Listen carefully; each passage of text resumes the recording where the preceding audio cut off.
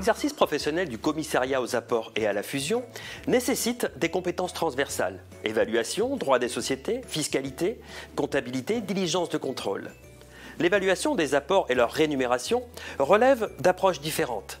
L'application des avantages particuliers suppose des compétences adéquates. La doctrine de la CNCC répond aux besoins opérationnels des commissaires aux apports et à la fusion et doit par conséquent être connue, y compris dans ses modalités pratiques d'application, par les professionnels confrontés à la difficulté technique de ces missions. Le commissaire aux apports ou à la fusion a besoin de connaître en détail le contexte juridique, comptable et fiscal des opérations d'apport autant que les modalités financières.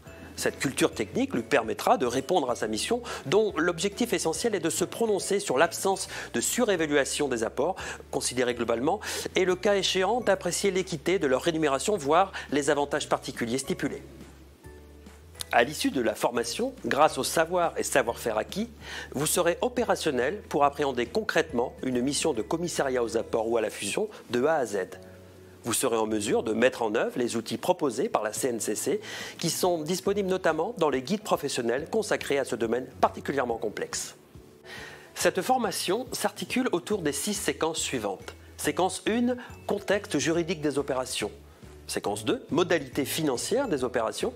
Séquence 3, étude de certains aspects comptables et fiscaux spécifiques aux opérations d'apport et de fusion. La séquence 4, l'intervention du commissaire aux apports. Séquence 5, l'intervention du commissaire à la fusion ou à la scission. Et enfin, la séquence 6, les cas pratiques.